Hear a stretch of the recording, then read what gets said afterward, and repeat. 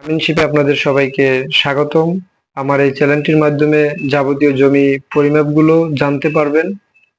আজকের পর্ব ৪, একটি বর্গাকার জমি কিভাবে পরিমাপ করে শতাংশ পাওয়া যাবে। যদি চতুর্ভুজ আকৃতির জমি তো নয়, এটা বর্গাকার জমি, এটা কিভাবে পরিমাপ করব এবং কত শতাংশ জমি আছে সেটা বের করব। তো আমার এই ভিডিওটি না টেনে সম্পূর্ণ দেখার মাধ্যমে সহজে বুঝতে পারবেন।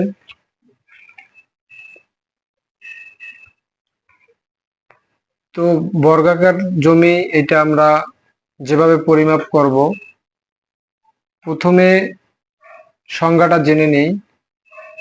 যে চতুর্ভুজের চারটি বাহু সমান এবং কোণগুলো সমকোণ তাকে বর্গক্ষেত্র বলে। তো এই বর্গাকার জমি আমরা পরিমাপ করব টেপ ফিতা দিয়ে। যে কোনো একটা কর্ণ থেকে আমরা পরিমাপ করব। তো এখান থেকে আমরা যদি এ পর্যন্ত পরিমাপ করি তাহলে দেখা যাবে আনুমানিক আমি ধরে নেই ৮০ ফুট। এখানে পেলাম ৮০ ফুট। ঠিক এখান থেকে এ পর্যন্ত পরিমাপ করে এখানেও পেলাম ৮০ ফুট। এখান থেকে এখান পর্যন্ত পরিমাপ করেও পেলাম ৮০ ফুট। এখানেও ৮০ ফুট আছে। তাহলে যদি বর্গাকার জমি যেহেতু চারদিকে সমান,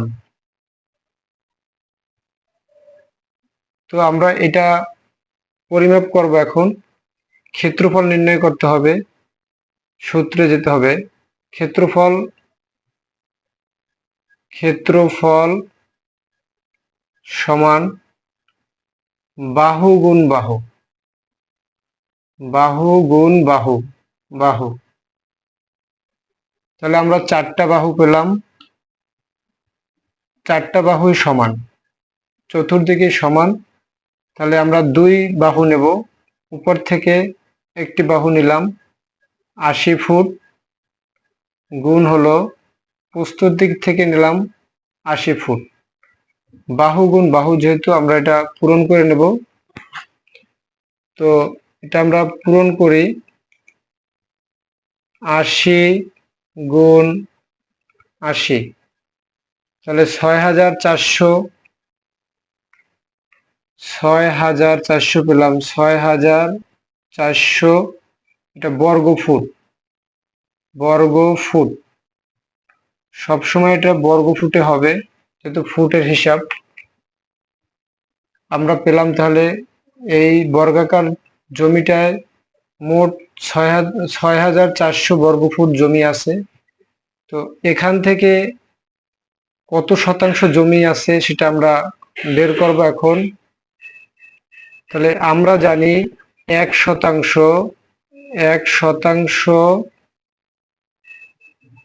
সমান ৪৩৫.৬০ বর্গ ফুট।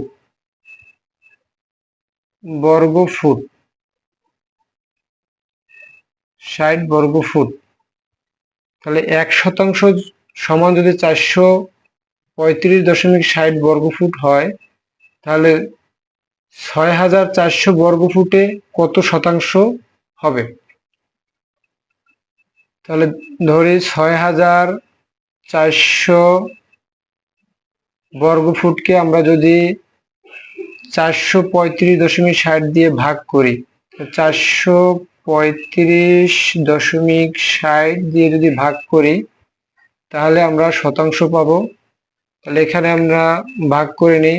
৬,৪০০ ভাগ হলো ৪৩৫.৬০।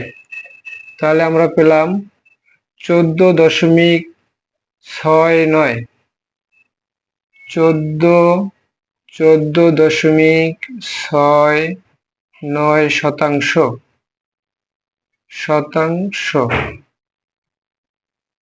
তাহলে এই বর্গাকার জমিটায় মোট ১৪.৬৯ জমি আছে। এখানে ৬৯ জমি আসে মোট। আশা করি আমার এই ভিডিওটি দেখে বুঝতে পেরেছেন। আর কোনো কিছু বুঝতে সমস্যা হলে কিংবা কোনো প্রশ্ন থাকলে কমেন্ট বক্সে জানাবেন। আপনাদের প্রশ্নের উত্তর দেওয়ার চেষ্টা করব। ধন্যবাদ।